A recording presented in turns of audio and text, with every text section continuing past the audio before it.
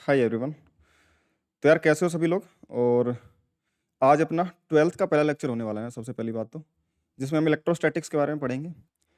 और इलेक्ट्रोस्टैटिक्स की वो चीज़ें जो तुम्हें याद रखने के लिए ज़्यादा ज़रूरी हैं या फिर इम्पोर्टेंट चीज़ें कंसाइज तरीके से और बेटर वे में हम समझेंगे। तुम्हारी अंडरस्टैंडिंग जहाँ से भी तुमने पढ़ा होगा, आई एम श्योर कि तुम अगर ये लेक्चर देखोगे तो तुम्हारी अंडरस्टैंडिंग थोड़ी अलग लेवल पे जाने वाली है। तुम चीज़ों को अलग तरीके से देखना स्टार्ट करोगे, अलग लेवल की अंडरस्टैंडिंग बनेगी। जो क्वेश्चंस करने की तुम्हारी अप्रोच है वो सब तुम्हारी और बेटर हो जाएगी, है ना।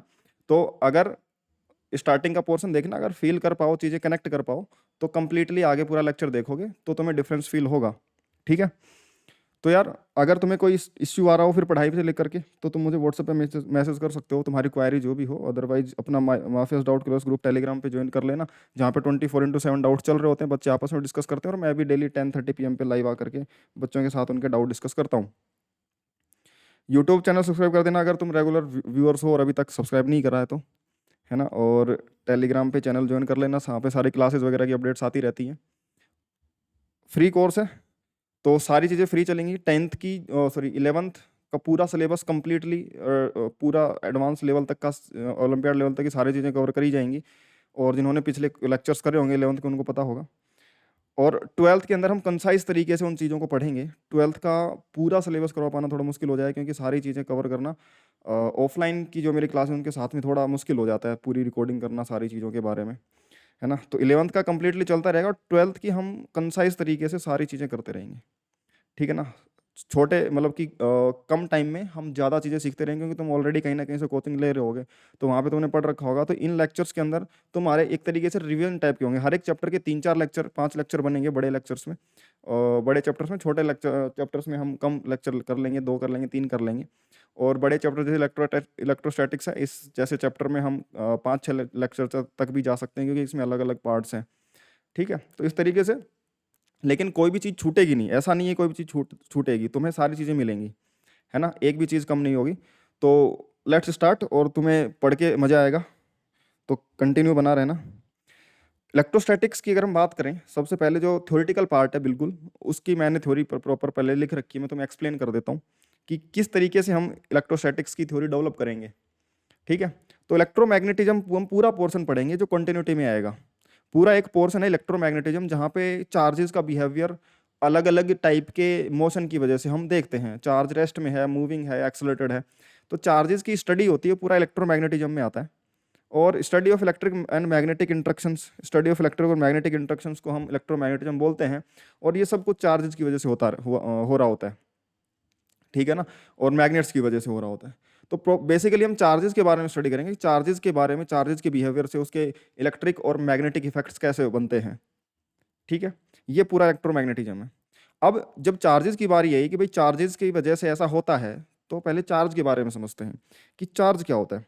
चार्ज मटेरियल की वो प्रॉपर्टी होती है जिसकी वजह से वो इलेक्ट्रिकल और मैग्नेटिक फील्ड जो इफेक्ट है वो प्रोड्यूस भी करता है और एक्सपीरियंस भी करता है। जैसे कि कोई मास ऑब्जेक्ट है, कोई एम मास का ऑब्जेक्ट है। एम मास का ऑब्जेक्ट ग्रेविटेशनल फील्ड बनाता है, ग्रेविटेशनल फील्ड बनाता है अपने तरफ। तो ग्रेविटेशनल फील्ड अगर ये क्रिएट करता है, तो किसी दूसरे की ग्रेविटेशनल फील्ड, दूसरे मास, मान लो कैपिटल एम है, कैपिटल एम की ग्रेविटेशनल फील्ड अगर इसके साथ इंटरेक्ट करेगी, तो ये एक दूसरे पे फोर्स लगाएंगे, इनको पता चल जाएगा। और फील्ड का इंट्रैक्शन ही होता है, ग्रेविटेशनल फोर्सेस भी फील्ड के इंट्रैक्शन से ही होते हैं, क्योंकि फिजिकल कॉन्टैक्ट तो बनता ही नहीं है ना ऑब्जेक्ट्स के बीच में। तो ग्रेविटेशनल फोर्स के जैसा ही यहाँ पे भी फील्ड फोर्सेज होंगे, फील्ड की वजह से होने वाले इंट्रैक्शंस इलेक्ट्रिक और मैग्नेटिक इंट्रैक्शंस होते हैं। जैसे ग्रेविटेशनल इंट्रैक्शंस होते हैं, ग्रेविटेशन में जो इंट्रैक्शन होता है फील्ड की वजह से होने वाला इंट्रैक्शन। तो जब एक दूसरे की फील्ड को इंटरफेयर करते हैं, तो पता लग जाता है कि हाँ यार, मेरी फील्ड डिस्टर्ब हो रही है किसी और की फील्ड से, यानी कि कोई और यहाँ पे है, और उसकी फील्ड की स्ट्रेंथ कितनी है। अगर ये बड़ा मास है तो यहाँ की फील्ड लाइंस ज़्यादा होंगी, तो इन दोनों के बीच में ज़्यादा स्ट्रॉन्ग फोर्स लगेगा। और इसकी फील्ड लाइंस कम है तो कम फोर्स लगेगा। तो ज़्यादा मास ज़्यादा फील्ड लाइंस क्रिएट करता है, कम मास कम फील्ड लाइंस क्रिएट करता है। तो वो वाली थ्योरी अगर तुम्हें पता है, ग्रेविटेशन पढ़ा होगा थोड़ी बहुत, तो उससे तुम रिलेट कर सकते हो। चार्जेस भी अपनी सराउंडिंग में कुछ फील्ड्स क्रिएट करते हैं, और उन फील्ड्स के इंट्रैक्शन से दो चार्जेस के बीच में, और वो इंट्रैक्शन हमें फील होता है, मतलब कि हम उसको स्टडी करते हैं, वो इलेक्ट्रिक चार्जेस का बिहेवियर होता है। तो इलेक्ट्रिक चार्जेस क्या होते हैं, मटेरियल की वो प्रॉपर्टी होती है जिसकी वजह से इलेक्ट्रिकल और मैग्नेटिक इफेक्ट वो मटेरियल शो करता है या फिर एक्सपीरियंस करता है। और वो होता है कि चार्जेस अपने सराउंडिंग में कुछ फील्ड क्रिएट करते होंगे, इलेक्ट्रिक फील्ड, मैग्नेटिक फील्ड नाम दे सकते हैं, जैसे इलेक्ट्रिकल और मैग्नेटिक इफेक्ट हैं। तो जैसे ग्रेविटेशनल इफेक्ट को हमने ग्रेविटेशनल फील्ड से समझा था, समझ में आई कि यार? तो वही चीज़ें हैं, उसी तरीके की चीज़ें आने वाली हैं, फील्ड इफेक्ट्स आने वाले हैं।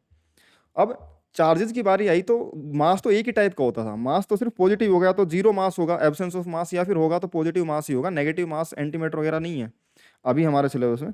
तो हमने मासेस के बारे में पढ़ा, और मासेस की जो फील्ड होती है वो अट्रैक्शन टाइप की होती है, मतलब फील्ड लाइंस खुद की तरफ होती हैं, ग्रेविटेशनल फील्ड लाइन।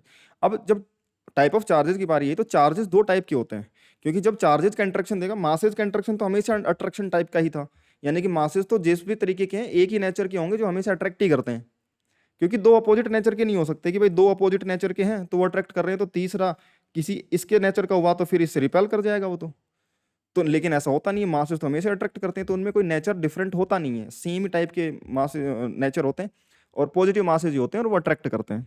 लेकिन चार्जेस में चीज़ें डिफरेंट होती हैं। चार्जेस में क्या होता है कि दो टाइप के चार्ज होते हैं, प्रोटॉन, पॉजिटिव और नेगेटिव चार्जेस। जो एटम जिसकी बात करते हैं तो एटम के न्यूक्लियस के अंदर तो प्रोटॉन्स मिलते हैं हमें, और उसके ऑर्बिट्स के अंदर इलेक्ट्रॉन्स मिलते हैं, समझ में आई क्या बात? और इनसे दो टाइप के चार्जेस बने होते हैं, पॉजिटिव एंड नेगेटिव चार्जेस। किसी भी एटम के ऊपर देखेंगे तो अगर वो न्यूट्रल एटम है, यानी कि जितने उसके अंदर प्रोटॉन है उसके सराउंडिंग में उतने ही इलेक्ट्रॉन होते हैं, तो न्यूट्रल एटम होता है। परफेक्ट एटम वही होता है। अगर उसमें एक्स्ट्रा चार्ज इलेक्ट्रॉन निकाल लिए, ऐड कर दिए, फिर तो वो कॉन्फ़िगरेशन बदल जाता है, वो आयोनाइज्ड एटम बोलते हैं उसको, तो है ना। अगर इलेक्ट्रॉन निकाल लिया जाता है तो, समझ में आ रही बात, या फिर इलेक्ट्रॉन ऐड कर दिया जाता है तो कॉन्फ़िगरेशन बदल जाता है। तो न्यूट्रल एटम जो होता है उसमें नेट चार्ज जीरो होता है। क्यों? क्योंकि जितने न्यूक्लियस के अंदर प्रोटॉन्स होते हैं उतने सराउंडिंग ऑर्बिट्स के अंदर, न्यूक्लियस के अंदर, ये एटम है, इसका न्यूक्लियस है, मान लो ये न्यूक्लियस के अंदर जितने प्रोटॉन होंगे ऑर्बिट्स के अंदर उतने ही इलेक्ट्रॉन्स होंगे। अगर दो प्रोटॉन तो दो ही इलेक्ट्रॉन होंगे, यहाँ पे नहीं होगा। समझ में आ गई क्या बात? तो इस तरीके से नेट चार्ज जीरो होता है एटम के ऊपर। तो नंबर ऑफ प्रोटॉन्स और नंबर ऑफ इलेक्ट्रॉन्स इक्वल होते हैं हर एक एटम पे, अगर न्यूट्रल एटम हुआ तो। और एटम से मिलकर, कलेक्शन ऑफ एटम से मिलकर के सब्सटेंसेस बने होते हैं। हर एक सब्सटेंस बहुत सारे एटम से मिलकर बना होता है। तो अगर हमें चार्ज करना होगा किसी भी सब्सटेंस को, तो हम एटम के इलेक्ट्रॉन्स के ही साथ में ट्रांजेक्शन करेंगे, एटम के इलेक्ट्रॉन के साथ में ट्रांजेक्शन करेंगे, उनको निकालेंगे, उनमें एक्स्ट्रा इलेक्ट्रॉन्स ऐड करेंगे। समझ में आ गई कि यार? तो अब जब हमारे पास दो टाइप के चार्जेज हैं, elementary charges, protons and electrons, तो उनके चार्जेस की स्टडी करें तो जो इलेक्ट्रॉन का चार्ज होता है वो माइनस ई से, ई इसका मैग्नीट्यूड लिख दिया, माइनस ई से लिख दिया था, और ई की वैल्यू होती है 1.6 10 टू द पावर -19 कूलम। और जो प्रोटॉन का चार्ज होता है वो प्लस ई के बराबर है, और ई मतलब 1.6 10 टू द पावर -19 कूलम। तो प्रोटॉन और इलेक्ट्रॉन पे इक्विवेलेंट अपोजिट चार्जेस होते हैं, मैग्नीट्यूड वाइज सेम होता है, और नेचर में ये थोड़े अपोजिट होते हैं। एक को पॉजिटिव चार्ज बोल दिया गया, एक को नेगेटिव चार्ज बोल दिया गया। अब बोला कि प्रोटॉन को ही पॉजिटिव क्यों बोला गया? बस उस समय डिफाइन करते समय प्रोटॉन को पॉजिटिव बोल दिया गया। हो सकता था कि हम अगर इलेक्ट्रॉन को पॉजिटिव चार्ज मान रहे होते आज, तो प्रोटॉन को नेगेटिव चार्ज मान रहे होते, है ना। किसी एक तरीके को पॉजिटिव और किसी एक तरीके को नेगेटिव देना था बिहेवियर के हिसाब से, तो हमने प्रोटॉन को दे दिया, तो आज हम प्रोटॉन को पॉजिटिव चार्ज पढ़ रहे हैं और इलेक्ट्रॉन को नेगेटिव चार्ज पढ़ रहे हैं। और अब यही पढ़ेंगे हम, यही कन्वेंशन जो है पूरी दुनिया यूज कर रही है, तो तुम अलग से अपना कन्वेंशन नहीं बना सकते। अब आते हैं इलेक्ट्रॉन्स के मासेज और प्रोटॉन के मासेज। ये तुम्हें याद होंगे, तुमने केमिस्ट्री में एटॉमिक स्ट्रक्चर वगैरह में भी पढ़ रखी होंगी चीज़ें, तो ये सब तुम्हें पता होगा। यूनिट अगर मैं बात करूं कि चार्ज एक फंडामेंटल क्वांटिटी नहीं है, फंडामेंटल क्वांटिटी है करंट, क्योंकि वाइडली वही यूज की जा सकती है, सबको समझ में आता है कि करंट फ्लो कर रहा है, चार्जेस फ्लो कर रहे हैं। घर वालों को बताओगे तो घर वाले थप्पड़ मार देंगे, क्या होता है, समझ में आ रही है बात? तो फंडामेंटल क्वांटिटी जो है वो करंट को लिया गया है, और करंट के हिसाब से फिर चार्ज एक डिराइव्ड क्वांटिटी है। तो जब तुम करंट को डिफाइन करते हो D Q by D T, Q per unit time जो चार्ज फ्लो हो रहा है, तो उसके हिसाब से क्यू लिखा जाएगा आई इंटू टी, और आई एम्पियर और टाइम टी, ये इसकी डायमेंशन बनेगी। और इस ampere into time, ampere into second जो यूनिट बनती है उसको कूलम बोल दिया जाता है। एम्पियर इंटू सेकंड, जैसे कि हम वर्क की जो यूनिट होती है kilogram metre per second square into metre जो बनता है उसको हम जूल बोल देते हैं। उसी तरीके से जो एम्पियर इंटू सेकंड बनता है उसको हम कूलम बोल देते हैं, जो यूनिट ऑफ चार्ज होता है। समझ में आ गई क्या? और वही कूलम के अंदर ये चार्जेस होते हैं। इलेक्ट्रॉन का चार्ज 1.6 10 -19 कूलम, और प्रोटॉन का प्लस 1.6 10 -19 कूलम। प्रोटॉन का मास 1.67 10 -27 किलोग्राम, इलेक्ट्रॉन का 9.1 10 -31 किलोग्राम। तो ये लगभग इससे 10 टू द पावर 3 टाइम्स भारी आ रहा है लगभग, ठीक है ना, 10 टू पावर 4 टाइम्स, बट ये उसका 3 टाइम्स लगभग और कम हो गया है। तो पावर जो ऑर्डर की बात करूंगा तो ये 10 टू पावर 4 टाइम्स लगभग भारी हो रहा है, ठीक है। खैर, अब दो टाइप के चार्जेस पढ़े हमने, पॉजिटिव चार्ज और नेगेटिव चार्ज। तो किसी सब्सटेंस पे पॉजिटिव नेगेटिव चार्ज का क्या मीनिंग होगा? क्योंकि कोई ऑब्जेक्ट है तुम्हारे पास में, बहुत सारे कलेक्शन ऑफ एटम्स हैं, उससे पॉजिटिव और नेगेटिव चार्जेस का मीनिंग क्या होगा, या फिर किसी एक एटम पे पॉजिटिव नेगेटिव चार्ज का मीनिंग क्या होगा। किसी एक न्यूट्रल एटम की बात करेंगे तो उस पर नंबर ऑफ इलेक्ट्रॉन और प्रोटॉन बराबर होंगे, तो पॉजिटिव और नेगेटिव चार्ज बराबर होगा। लेकिन पॉजिटिव चार्ज होने का सेंस क्या है? पॉजिटिव चार्ज होने का सेंस ये है कि अगर net charge number of electron और नंबर ऑफ प्रोटॉन इक्वल होने पर नेट चार्ज जीरो होता है। तो पॉजिटिव चार्ज कब होगा? जब या तो प्रोटॉन एक्स्ट्रा ऐड कर दिए जाएं एज कंपेयर टू इलेक्ट्रॉन्स, या फिर इलेक्ट्रॉन्स बाहर निकाल दिए जाएं ताकि प्रोटॉन्स का number as compare to electron ज्यादा हो सके। तो इफेक्टिवली होगा यही कि जब पॉजिटिव चार्ज हो रहा होगा तो प्रोटॉन्स का जो ओवरऑल नंबर होगा वो सब्सटेंस के अंदर ज्यादा होगा इलेक्ट्रॉन्स के कंपैरिजन में। इसलिए वो डेफिशिएंसी ऑफ इलेक्ट्रॉन्स भी बोला जा सकता है, डेफिशिएंसी ऑफ इलेक्ट्रॉन्स, क्योंकि इलेक्ट्रॉन्स का ट्रांजेक्शन ही आसान होता है, तो हम इलेक्ट्रॉन के ट्रांजेक्शन से ही जनरली चार्जेस का ट्रांजेक्शन करवाते हैं। क्योंकि न्यूक्लियस के अंदर से प्रोटॉन्स निकालना तो न्यूक्लियर रिएक्शन का काम है, वो बहुत एनर्जी लगती है उस चीज में। समझ में आ गई क्या यार? तो आसानी से वो प्रोसेस होती भी नहीं, अगर वो होती हैं तो फिर वो कंट्रोल करने मुश्किल हो जाता है न्यूक्लियर रिएक्शंस को। तो वो अलग तरीके की न्यूक्लियर फिजिक्स, मॉडर्न फिजिक्स में पढ़ेंगे हम। बट अभी हम न्यूक्लियस से चार्जेस का डीलिंग कम ही करेंगे, हम करेंगे ऑर्बिट से इलेक्ट्रॉन्स की डीलिंग। समझ में आ गई क्या बात? तो इलेक्ट्रॉन्स का ट्रांजेक्शन करना थोड़ा आसान है, तो हम इलेक्ट्रॉन्स के कंपैरिजन में डिफाइन करते हैं चार्जेस को कि इलेक्ट्रॉन हमने निकाल लिए, तो अब इलेक्ट्रॉन कम हो गया एज कंपेयर टू प्रोटॉन्स, तो ओवरऑल पॉजिटिव चार्ज होगा। और अगर नेगेटिव चार्ज की बात करूंगा तो इलेक्ट्रॉन एक्सेस में होंगे, तो हमने एक्स्ट्रा इलेक्ट्रॉन ऐड कर दिए किसी सब्सटेंस के अंदर, तो नंबर ऑफ प्रोटॉन के कंपैरिजन नंबर ऑफ इलेक्ट्रॉन ज्यादा हो गए, तो ओवरऑल नेगेटिव चार्ज हो गया। तो जो नेगेटिव पॉजिटिव चार्ज है वो इलेक्ट्रॉन के ट्रांजेक्शन हिसाब से एक्सेस ऑफ इलेक्ट्रॉन या फिर deficiency of electron as compare to proton से ही डिफाइन होता है। समझ में आ गई क्या बात? हम उससे बता सकते हैं जिसका नंबर ज्यादा, प्रोटॉन का नंबर ज्यादा तो पॉजिटिव चार्ज, इलेक्ट्रॉन का नंबर ज्यादा तो negative charge overall. Neutral body चाहे ए और बी, मान लो न्यूट्रल ऑब्जेक्ट थे, दोनों के अंदर ही नंबर ऑफ प्रोटॉन और नंबर ऑफ इलेक्ट्रॉन्स, इसमें भी number of proton electron equal थे, इसके खुद के number of proton electron equal थे, तो इन पे भी नेट चार्ज जीरो था, इस पे भी नेट चार्ज जीरो था। हमने क्या करा कि यहाँ से 10 इलेक्ट्रॉन्स निकाल करके इसको दे दिए, तो जब इससे 10 इलेक्ट्रॉन निकाले तो इस पे नंबर ऑफ इलेक्ट्रॉन्स कम हो गए, तो यहाँ पे पॉजिटिव चार्ज बच गया, प्रोटॉन्स ज्यादा रह गए। और यहाँ पे 10 इलेक्ट्रॉन एक्स्ट्रा ऐड कर दिए तो इलेक्ट्रॉन्स ज्यादा हो गए, तो ओवरऑल इस पे नेगेटिव चार्ज हो गया 10 इलेक्ट्रॉन के बराबर का। 10 इलेक्ट्रॉन के बराबर का नेगेटिव चार्ज, इस पे 10 इलेक्ट्रॉन के बराबर का पॉजिटिव चार्ज। समझ में आ गई क्या यार? तो ये चार्जेस बनते हैं। ये बेसिक थ्योरीज थी, बेसिक थ्योरी थी चार्जेस के बारे में स्टडी करने की। अगर तुम्हें अच्छी लगी हो, मतलब कि तुम्हें समझ में आ रही होंगी चीज़ें कि किस तरीके से चार्जेस का बिहेवियर, मतलब चार्जेस का ट्रांजैक्शन होता है, और चार्जेस से पॉजिटिव नेगेटिव चार्जेस कैसे डिफाइन होते हैं, और दो टाइप के चार्जेस होते हैं। ठीक है, अब आगे सुनो मेरी बात। अब चार्जेस के बारे में बात करें। ठीक है, चार्जेस के बारे में अगर बात करेंगे तो सबसे पहले चार्ज की एक स्पेसिफिक प्रॉपर्टी है, quantization of charge. Quantization of charge, समझ में आ गई बात? क्वांटाइजेशन ऑफ चार्ज क्या कहता है कि अगर किसी भी ऑब्जेक्ट पे चार्ज होगा, किसी भी ऑब्जेक्ट से चार्ज का ट्रांजैक्शन होगा, या तो मैं उससे इलेक्ट्रॉन्स निकालूं या फिर उस ऑब्जेक्ट को, किसी ऑब्जेक्ट को इलेक्ट्रॉन्स दे रहा हूं, उसी से चार्ज का ट्रांजैक्शन होगा। तो जब मैं इलेक्ट्रॉन निकालूंगा तो ऐसा तो होगा नहीं कि मैं 0.5 आधा इलेक्ट्रॉन ही निकाल पाया, क्योंकि इलेक्ट्रॉन सबसे एलिमेंट्री पार्टिकल, उसको तोड़ नहीं सकते हम अपने हिसाब से। हम उसको तोड़ करके एक्स्ट्रा चार्जेस नहीं बना सकते, अपने सिलेबस में तो कम से कम यही है। तो एलिमेंट्री चार्ज किसी भी ऑब्जेक्ट पे अगर चार्ज होगा तो वो इलेक्ट्रॉन के या तो पॉजिटिव होगा, प्लस ही होगा, या फिर माइनस ही होगा। आधा इलेक्ट्रॉन के बराबर चार्ज पॉसिबल नहीं है, यानी कि इलेक्ट्रॉन्स आधा निकालना पॉसिबल नहीं है। तो जब इलेक्ट्रॉन्स निकलेंगे तो Ne इलेक्ट्रॉन्स निकलेंगे, और अगर एंटर करेंगे तो कहीं ना कहीं Ne टाइप के इलेक्ट्रॉन ही n इंटीजर मल्टीपल होगा। समझ में आ गई क्या बात? n इंटीजर मल्टीपल होगा चार्जेस का।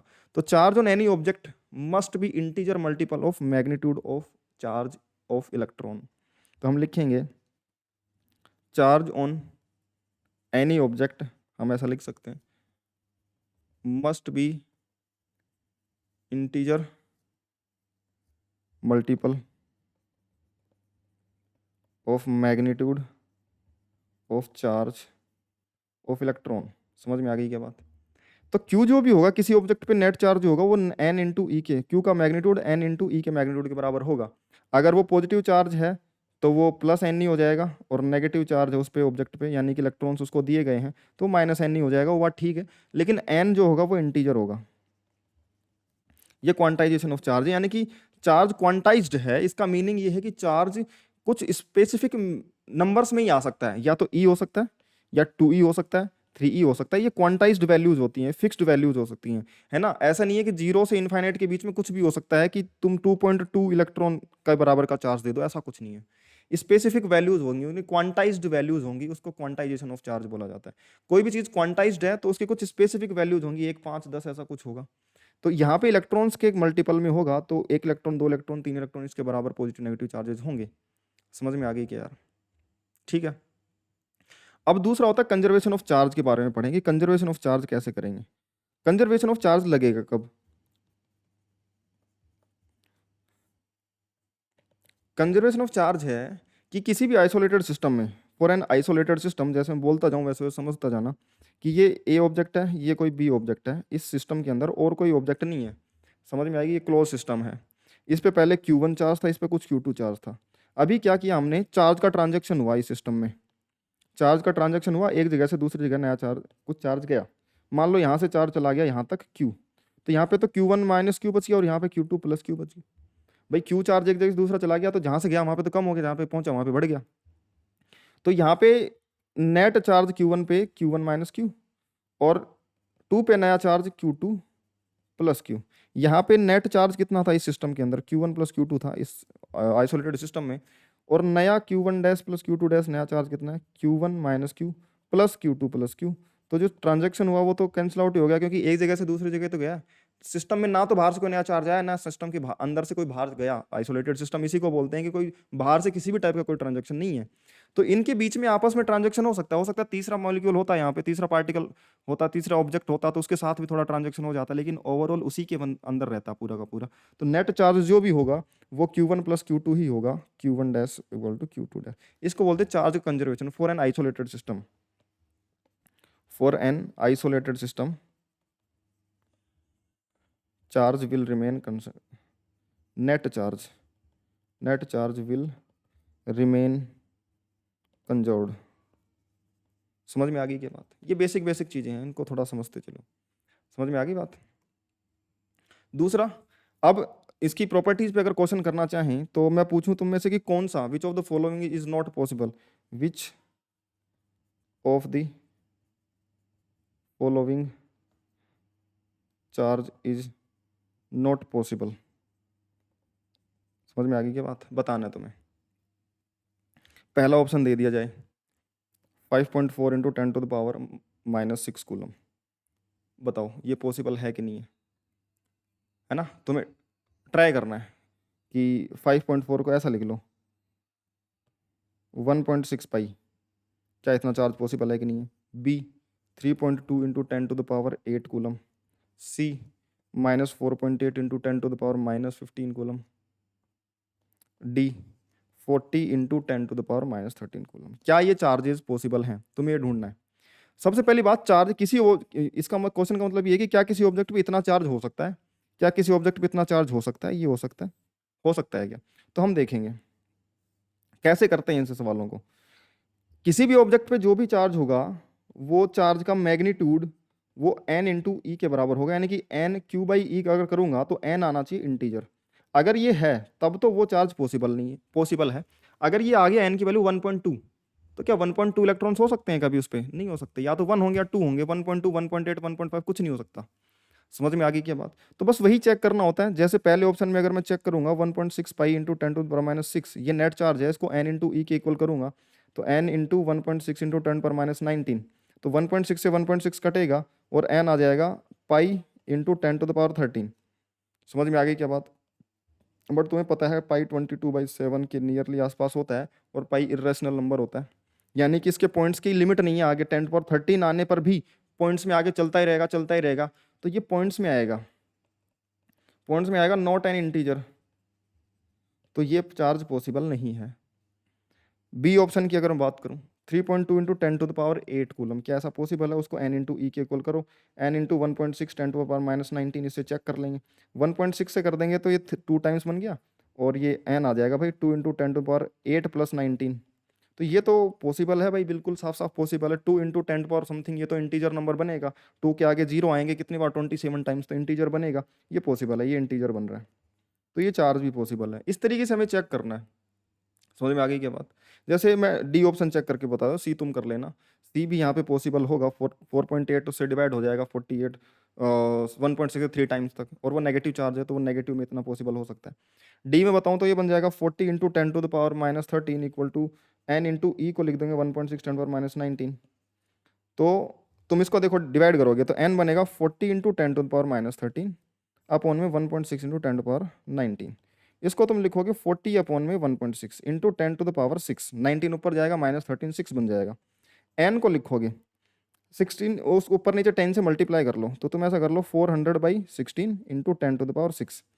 अब वैसे अगर तुम देखोगे ना तो तुम्हें ऐसा लग रहा होगा कि यार ये डिवीजन थोड़ा सा मुश्किल, यहाँ से अगर तुम सिंपल ये करोगे ना तो 4/1.6 तो तुम्हें लगेगा पॉइंट्स में आएगा, और पॉइंट्स में पॉसिबल नहीं है।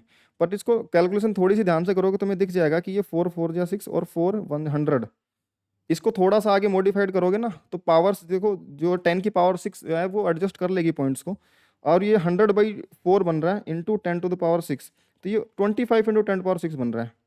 समझ में आ गई कि यार अगर यहाँ से तुम देखते इसको 4 अपॉन में 1.6 इंटू 10⁻6 कर देते, है ना, और इसको 0.4 अपॉन में 1.6 इंटू 10⁻6 कर देते तो शायद तुम 2.5 ले आते आंसर। तो 2.5 इंटू 10⁻6 तुम्हें लगता है ये 2.5 इलेक्ट्रॉन नहीं हो सकता, लेकिन 10 की पावर 6 भी तो था।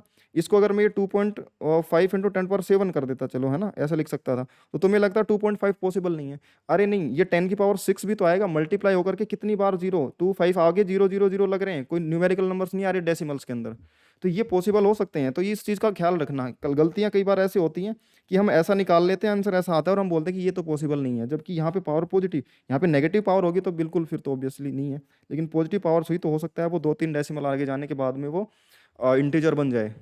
ठीक है, तो वो सब चीज़ें थोड़ी ध्यान रखना, ये होता है। चार्जेस के बारे में बात करेंगे मेनली, तो ये स्केलर क्वांटिटी होता है, चार्जेस स्केलर होते हैं, और in integer multiple of electrons होता है, इसके पॉसिबल होता है। ठीक है, can not be created, it can not be created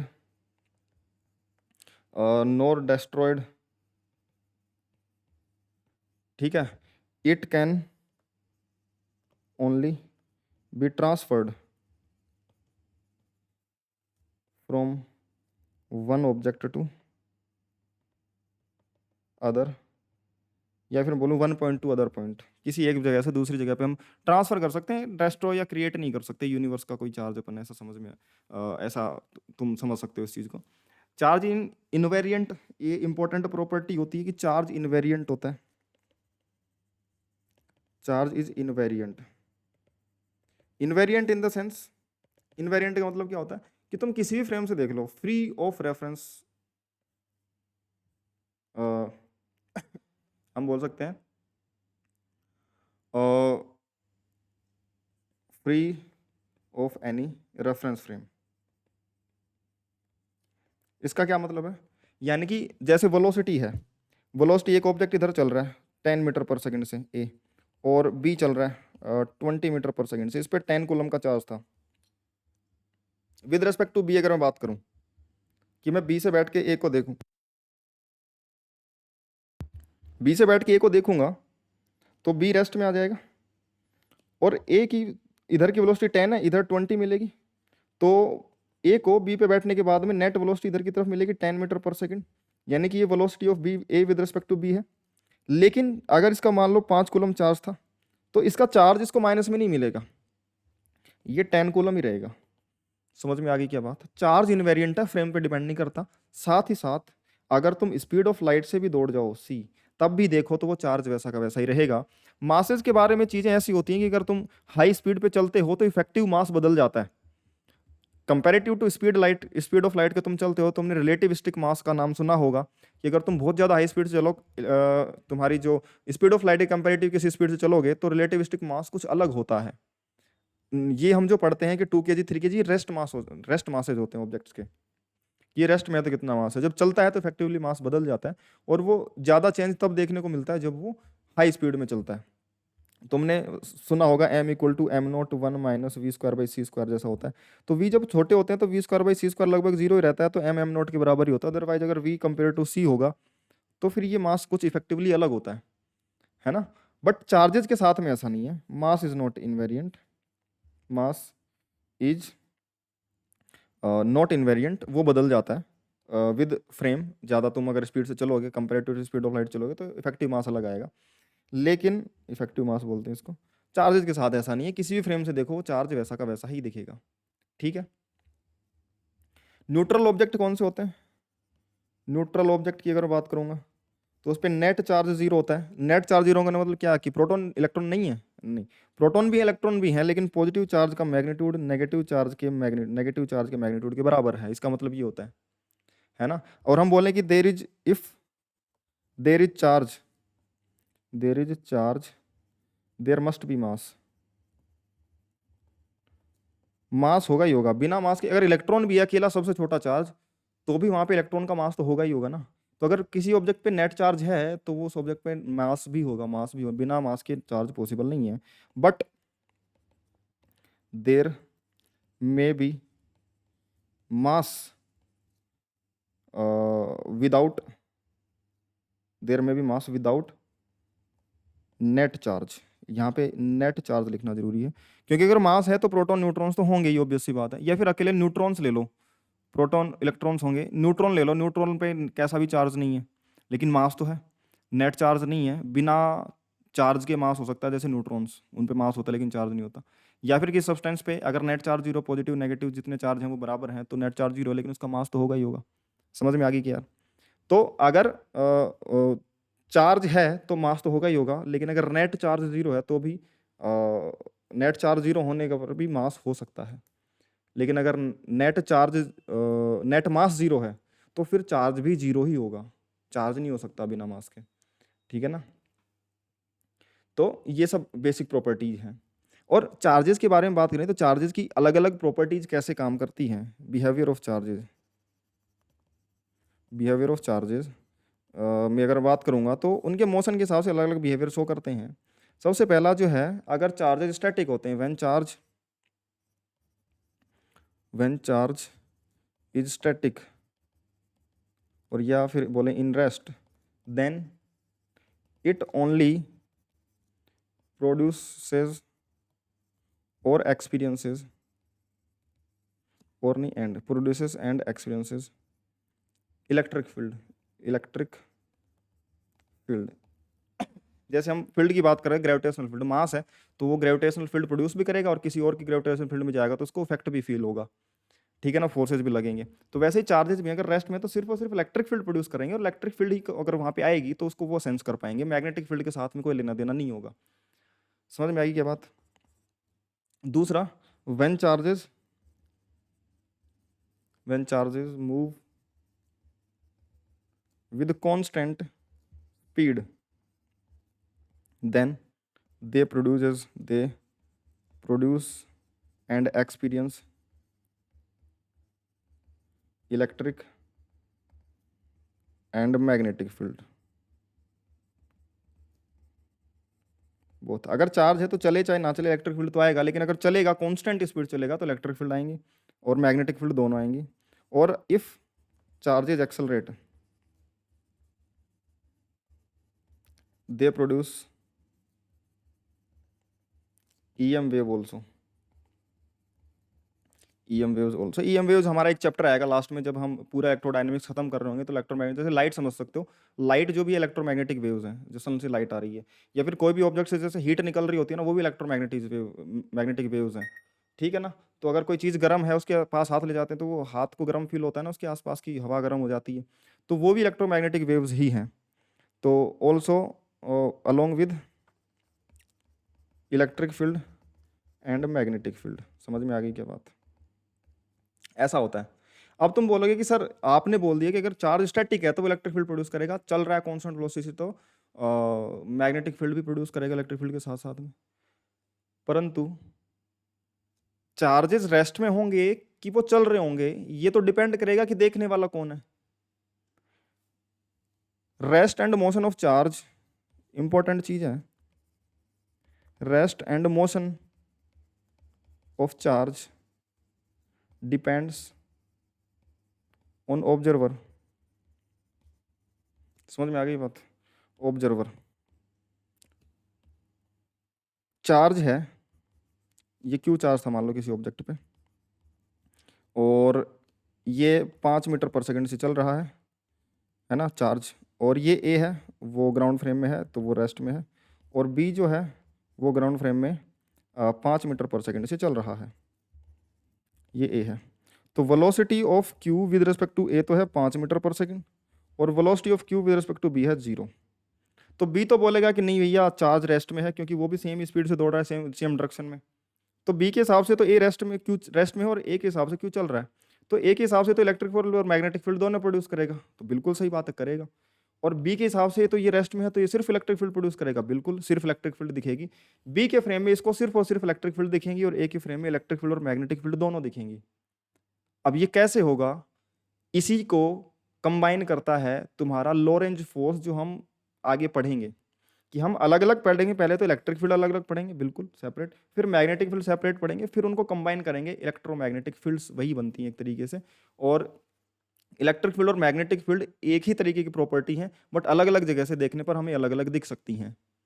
समझ में आई क्या बात? ये लिंक बहुत ज़रूरी है, ये लिंक बहुत ज़रूरी है चीज़ों को रिलेट करने के लिए कि हम इलेक्ट्रोमैग्नेटिज्म एक साथ क्यों पढ़ रहे हैं। हम जो क्लासिफाई करते हैं फोर्सेज को, ये तुम वहाँ से लिंक कर सकते हो। जब हम फोर्सेज का क्लासिफिकेशन करते हैं, फोर्सेज का क्लासिफिकेशन करते हैं, तो पहला हम लिखते हैं ग्रेविटेशनल फोर्स, या फिर हम हाँ ग्रेविटेशनल लगते हैं, ग्रेविटेशनल फोर्स,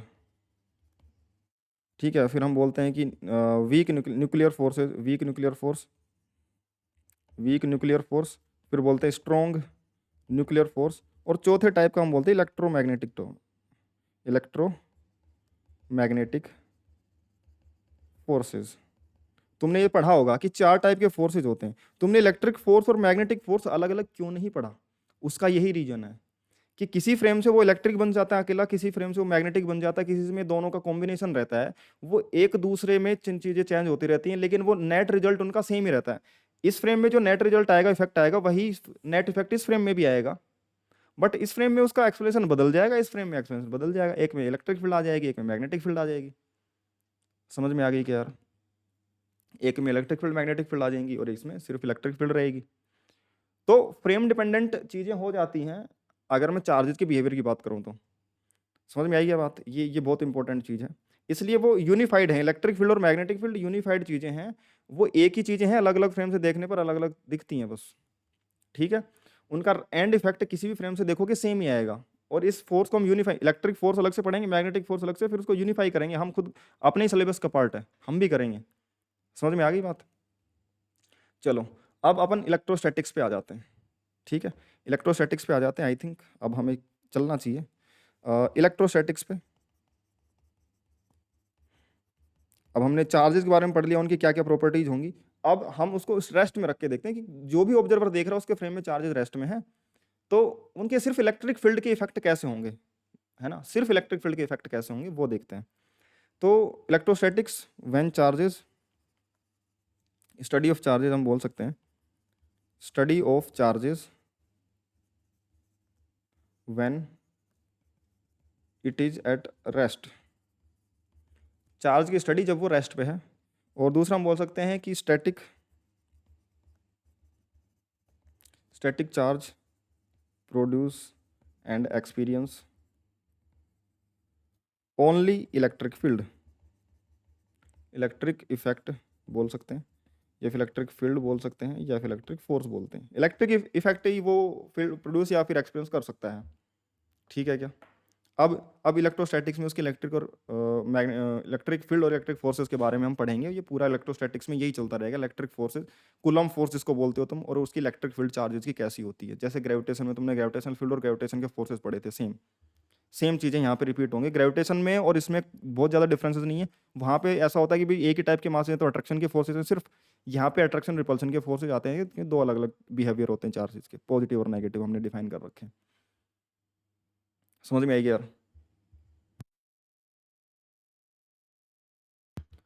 तो ध्यान से सुनो, जब हम इलेक्ट्रिक इफेक्ट की बात कर रहे हैं तो सबसे पहला हम कूलम लॉ पे चलते हैं।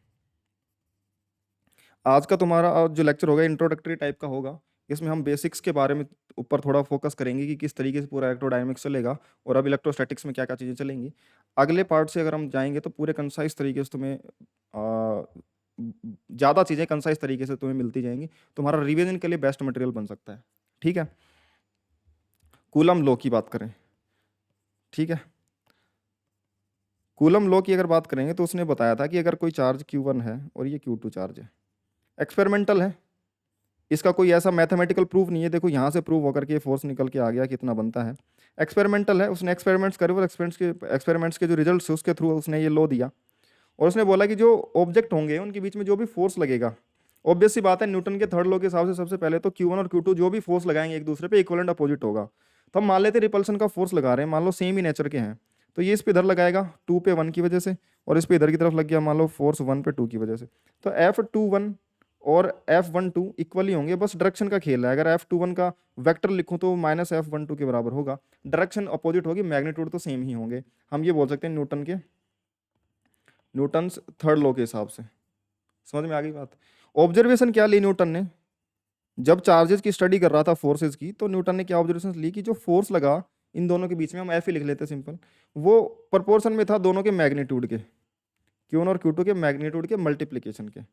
जितना ज़्यादा मल्टीप्लीकेशन का मैग्नीट्यूड था उतना ज़्यादा स्ट्रॉन्ग फोर्स आ रहा था।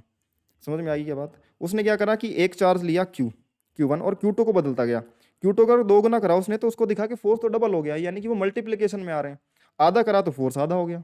दूसरा डिस्टेंसेस के साथ में लिखा कि आर डिस्टेंस पे रखे तो उसने देखा कि आर स्क्वायर के प्रोपोर्शन में अगर उसने डिस्टेंस डबल करी तो फोर्स 1/4 हो गया, और डिस्टेंस जब आधी करी तो फोर्स 4 गुना हो गया, यानी कि डिस्टेंस के इन्वर्सली प्रोपोर्शन में है और स्क्वायर के इन्वर्सली प्रोपोर्शन में है। तो यहाँ से हमें रिजल्ट मिला कि जो फोर्स होगा वो प्रोपोर्शन में होगा Q1 Q2 by are square के। अब एक प्रोपोर्शनलिटी कांस्टेंट लगाया गया, क्यों? क्योंकि 1 न्यूटन की डेफिनेशन हमने पहले से डिफाइन कर रखी है, तो इनके बीच में जो फोर्सेज लग रहे थे उसके हिसाब से जो फोर्स बन रहा था, जितना फोर्स बन रहा था वो इसके हिसाब से बन रहा था K Q1 Q2 by are square के। हालांकि प्रोपोर्शनलिटी कांस्टेंट नहीं, K की वैल्यू जो 1/4 पाई एप्सिलॉन नॉट है ये प्रोपोर्शनलिटी कांस्टेंट है, बट हम वाइडली K यूज करते हैं क्योंकि 1/4 पाई एप्सिलॉन नॉट में एप्सिलॉन नॉट एक मीडियम डिपेंडेंट क्वांटिटी है ना। बट हम 1/4 पाई एप्सिलॉन नॉट की कैलकुलेशन करके रख लेते हैं क्योंकि इसकी वैल्यू आसान होती है 9 × 10⁹, तो कैलकुलेशन में आसान हो जाता है, हम K इसको बोलते हैं। Otherwise proportionality constant maximum questions में तुम्हें इसको देखने को मिलेगा।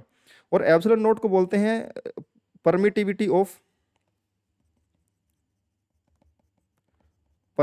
Of free space.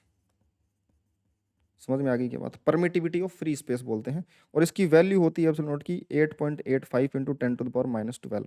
यूनिट की अगर तुम बात करोगे एप्सिलॉन नॉट की तो यहाँ से निकाली जा सकती है कूलम इंटू कूलम स्क्वायर, ये मीटर स्क्वायर, ये न्यूटन, तो एप्सिलॉन नॉट इधर चला जाएगा, ये आ जाएगा कूलम स्क्वायर पर न्यूटन और पर मीटर स्क्वायर। समझ में आ गई क्या बात? ये एप्सिलॉन नॉट की यूनिट लिखी जा सकती है, ये तो तुम खुद ही कर लोगे, ठीक है।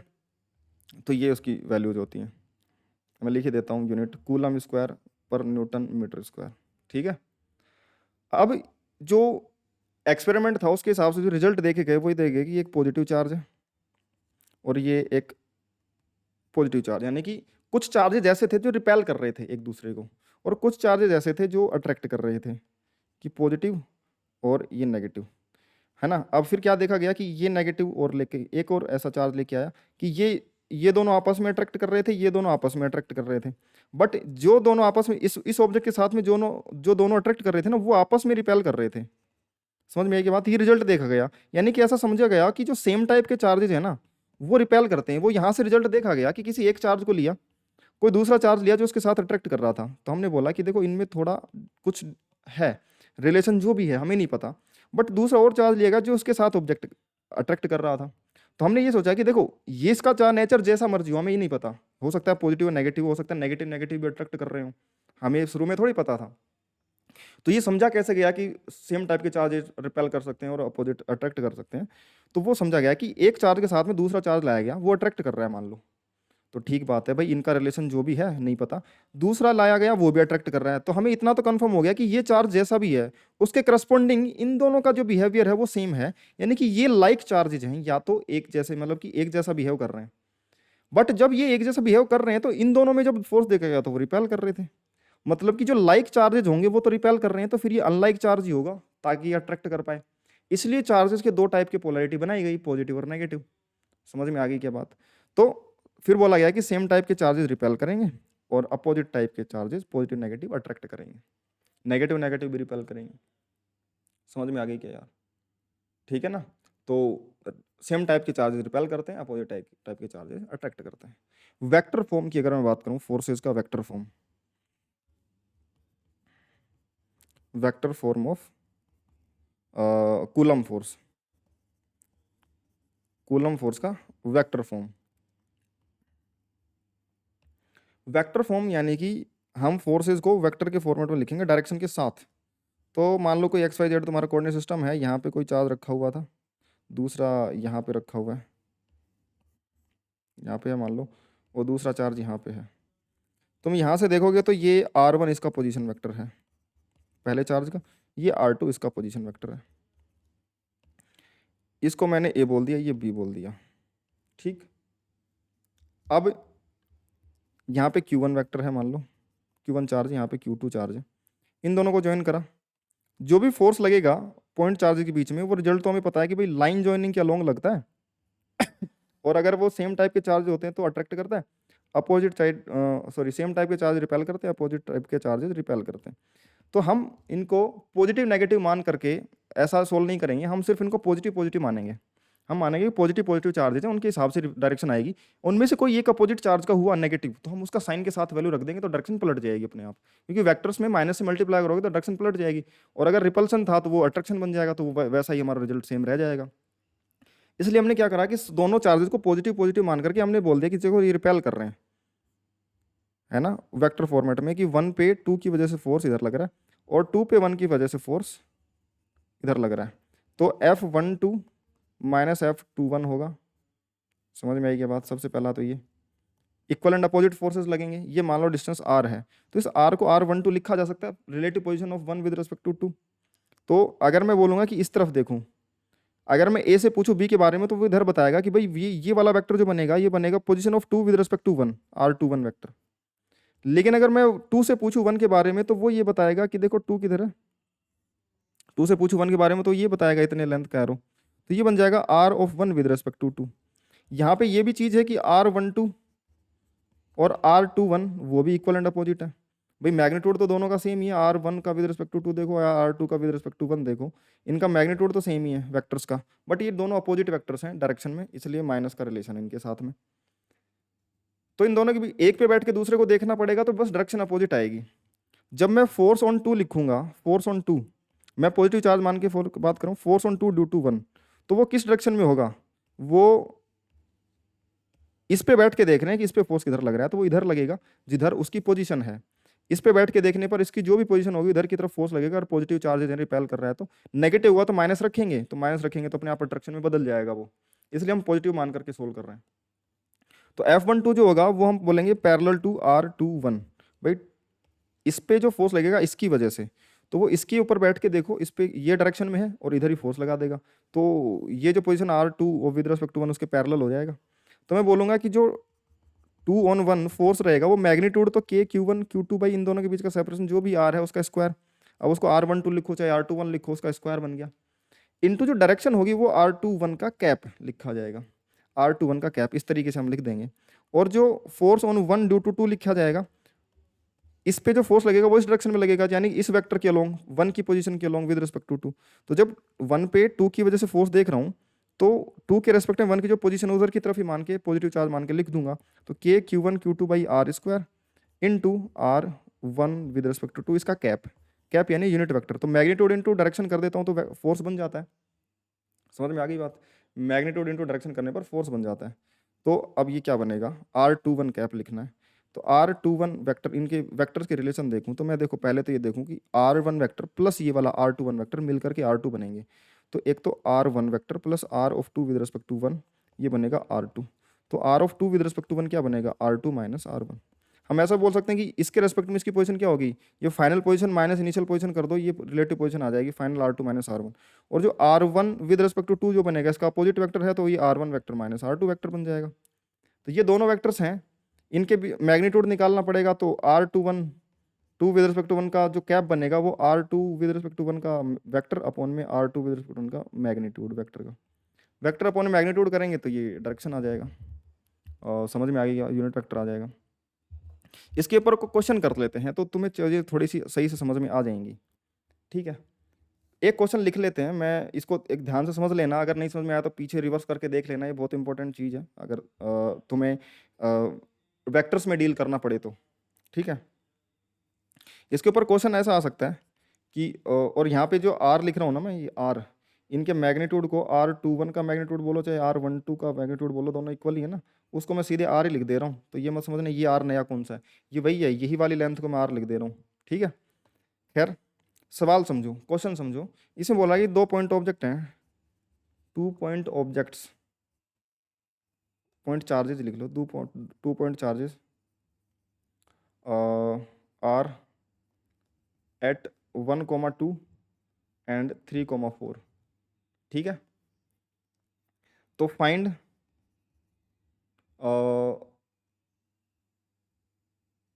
forces, find minimum forces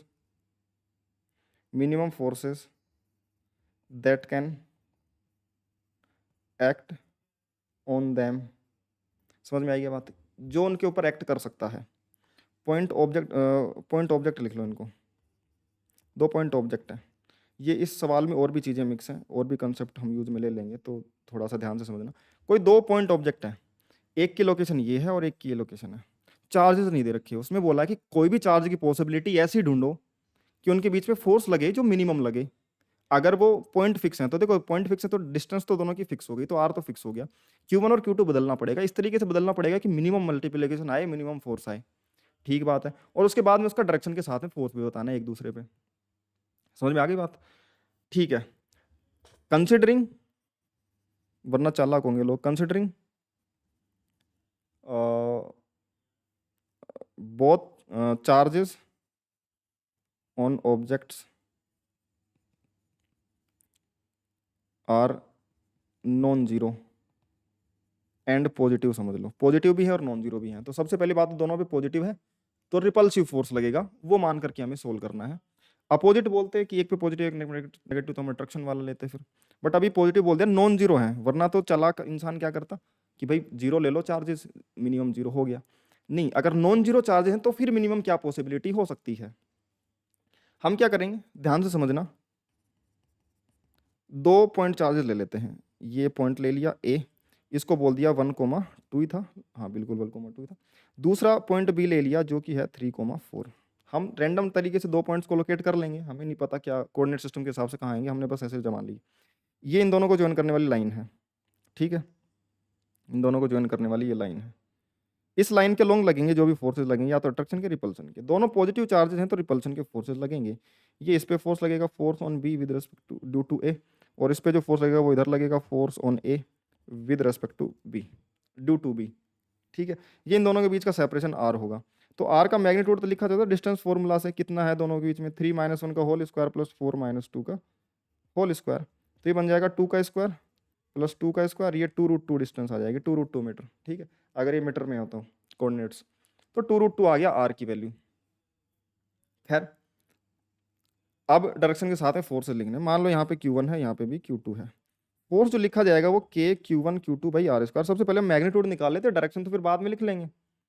तो फोर्स जो होगा, अगर इसकी मिनिमम वैल्यू चाहिए हमें, तो K बाई आर स्क्वायर तो हमें ठीक है, कॉन्स्टेंट है यहाँ पे, तो K भी और R भी, K तो 9 है और आर स्क्वायर कॉन्स्टेंट है, तो Q1 इंटू Q2, और ये मिनिमम होना चाहिए।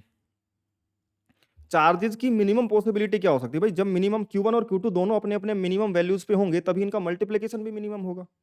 Q1 और Q2 जब दोनों ही मिनिमम होंगे तब जाकर के इनका मल्टीप्लिकेशन मिनिमम होगा। तो Q1 की मिनिमम वैल्यू क्या हो सकती है और Q2 की मिनिमम वैल्यू क्या हो सकती है। दोनों पॉजिटिव चार्जेस हैं, इस पे भी प्लस ई सबसे छोटा चार्ज हो सकता है, इस पे प्लस ई।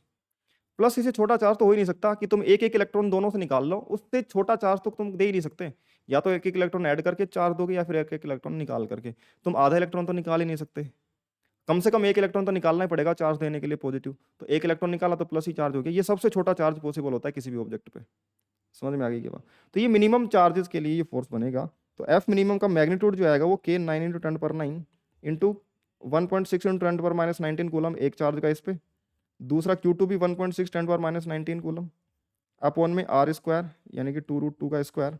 तो ये फोर्स का मैग्नीट्यूड जो बनेगा, मिनिमम फोर्स का मैग्नीट्यूड, ये बन जाएगा दोस्तों कितना, 9 × 10⁻9 इंटू 1.6 का होल स्क्वायर इंटू 10⁻19 इंटू 19 जो बन जाएगा माइनस का 38 अपॉन में 2√2 का होल स्क्वायर बन जाएगा 8। अब इसको अगर ढंग से सोल्व करेंगे तो ये जो भी 9 इंटू 10⁻1.6 का होल स्क्वायर इंटू 10 अपॉन में 8 इंटू 10⁻−38 और ये प्लस का 9 कितना बन जाएगा 29 माइनस का 29। समझ में आ गई बात? इतना बन जाएगा क्योंकि -29 और 9 38 बन जाएगा। ठीक है, तो इतना बन जाएगा, इतना न्यूटन ये फोर्स बन जाएगा। अब इसको बोल देते हैं F0 है या कुछ। ठीक है, अब डायरेक्शन लिखना होगा, ए के ऊपर बी की वजह से, बी के ऊपर ए की वजह से। तो इसको डायग्राम को उठा लो, थोड़ा सा सही से समझ लेंगे डायरेक्शन को तो ज़्यादा सही रहेगा। मैग्नीट्यूड तो निकाल लिया अपन ने, अब फोर्स के लिए मैग्नीट्यूड इंटू डायरेक्शन चाहिए होगा। फोर्स ऑन 2 ड्यू टू 1 निकाल लेते हैं, force on B due to A, तो वो बन जाएगा F0 तो फोर्स का मैग्नीट्यूड है जो कि दोनों पे इक्वल एंड अपोजिट ही लगेगा, और जो फोर्स लगेगा वो इस वेक्टर के अलोंग लगेगा, R of B with respect to A.